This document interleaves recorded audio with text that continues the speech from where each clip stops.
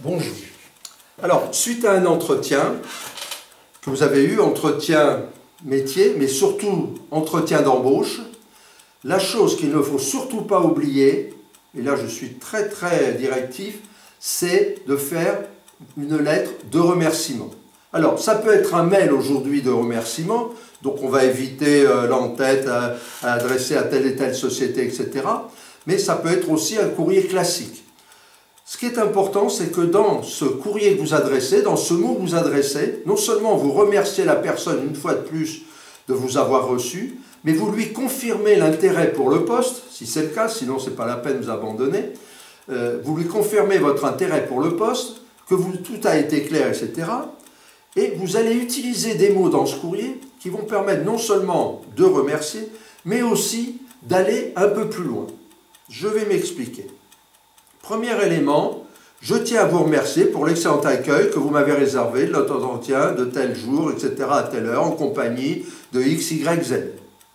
Et là, je vais utiliser des mots qui sont des mots qui vont être encore des mots d'accroche, c'est-à-dire des mots qui vont plaire à la personne, qui correspondent et qui montrent votre enthousiasme pour sa société, pour sa personne éventuellement, pour son poste, dire que vous avez envie de travailler dans cette société, avec lui, dans son équipe, etc., et que vous êtes prêt. On verra aussi que si vous avez des points faibles, par exemple, on vous demande l'espagnol, je reprends cet exemple de l'espagnol technique, vous avez un espagnol courant, eh bien, vous lui dites qu'à ce moment-là, déjà, vous avez commencé à attaquer cet espagnol technique qui est très important et dans le cadre, etc. Vous allez montrer que vous n'êtes pas le candidat qui attend, tranquille, qu'on lui fasse signe en lui disant si oui ou non il est embauché. Donc là, vous montrez votre enthousiasme. Je tiens à vous remercier donc pour votre présent accueil. Ensuite, alors là, il y a des mots. Bien sûr, comme c'est indiqué en haut du texte, limitez à 3 voire 4 paragraphes votre courrier et n'utilisez que les mots. Ici, c'est un exemple de mots, mais que des mots que vous avez répertoriés qui vous conviennent bien, qui correspondent. Ne mettez pas une tartine avec que des superlatifs et n'en faites pas non plus une singerie, quelque chose qui va se retourner contre vous parce qu'on va trouver que c'est vraiment trop. Suite à vos explications très précises, j'ai découvert la dimension et les réalisations majeures de votre société. J'avoue avoir été très impressionné. Je dispose maintenant d'éléments plus détaillés, très intéressants pour ma préparation. Donc vous montrez que vous êtes en train de vous préparer, vous avez tous les éléments préparés, vous êtes impressionné, vous validez effectivement que vous êtes intéressé. C'est effectivement à ce niveau de structure que je souhaite maintenant apporter mon efficacité, mon expérience réussie de 15 ans. Une fois de plus, vous parlez de réussite, de durée, d'efficacité et de niveau. Les projets d'évolution dont vous m'avez fait part, très enthousiasmants. Donc vous montrez votre enthousiasme, correspond bien à l'idée que je me fais de mon avenir, vous parlez d'avenir. Je vous confirme donc par ce courrier mon très vif intérêt, compte tenu de l'opportunité que cela représente pour nous deux. Vous êtes en train de construire, vous montez, tout en évolution et pour arriver à un objectif qui est celui du service de l'entreprise. Comme je vous l'ai expliqué, je dispose d'une expérience similaire, donc ça rassure, et je souhaite vivement mettre à votre service. J'entrevois dans votre société, suite à vos explications, donc là vous ne serrez pas les pompes, mais quand même vous avez un mouvement vis-à-vis de la personne, une évolution très motivante, donc vous vous montrez motivé. Dire je suis motivé, la lettre de motivation, je suis motivé, tout le monde va dire dans sa lettre de motivation, je suis motivé.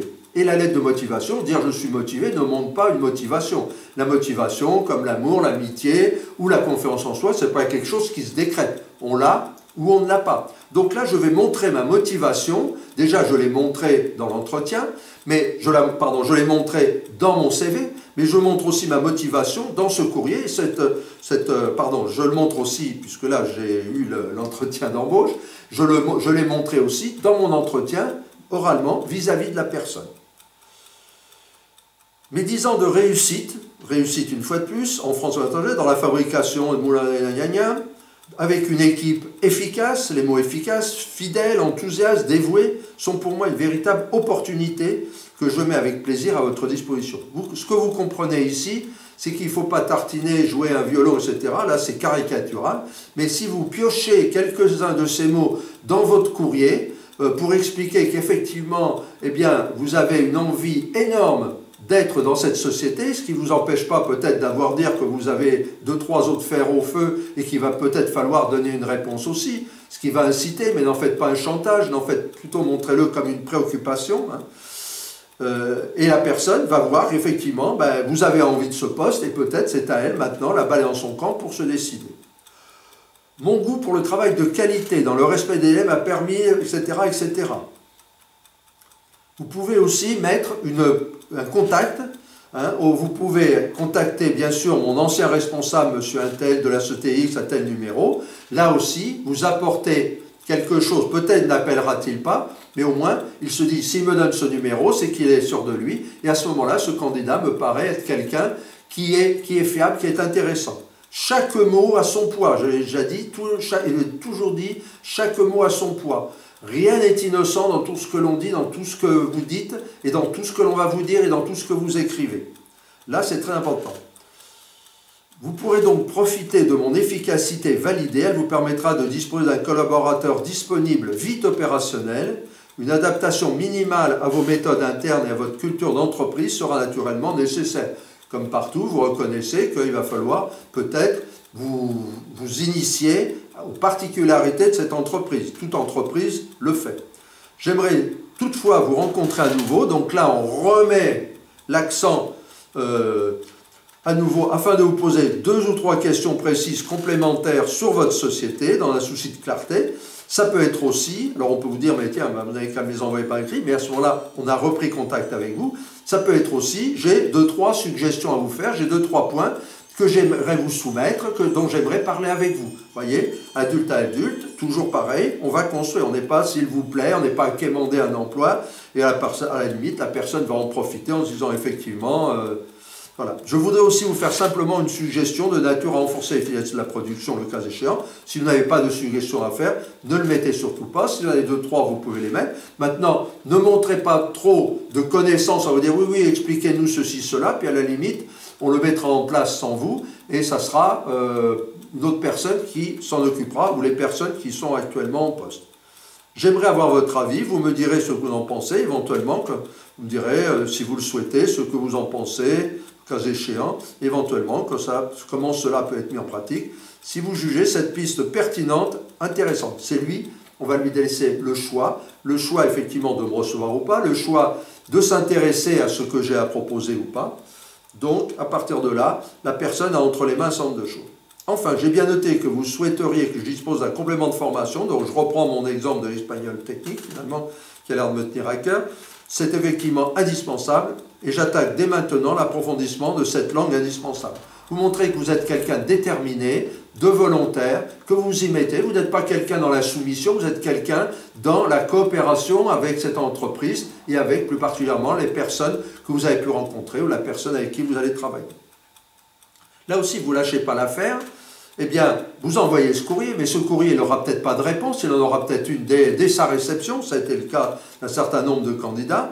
Je me permettrai de vous recontacter personnellement sous 8 jours par téléphone afin que nous fixions un nouveau rendez-vous de travail. Donc on parle de rendez-vous de travail, on ne parle pas d'une nouvelle occasion de se voir, discutailler, etc. On considère qu'on est déjà un pied dans l'emploi, sans être lourd, et qu'on va avoir à ce moment-là avec la personne un rendez-vous. Si vous le voulez bien, vous voyez, on lui laisse la décision, afin de recueillir votre avis et envisager une éventuelle collaboration en synergie avec vous. Le mot synergie est un mot qui plaît beaucoup parce que c'est là où on montre que l'on va faire les choses ensemble. Dans cette attente, je vous remercie encore pour votre intérêt, pour ma candidature, pour ce que je vous ai expliqué, etc. Et je vous adresse, Monsieur X, mais plus sincère salutation, ça suffit. Et vous signez, vous mettez à nouveau votre numéro de téléphone et vous mettez ce document. Alors vous pouvez faire comme une lettre et la mettre là aussi dans le mail. Vous pouvez aussi la mettre en pièce jointe.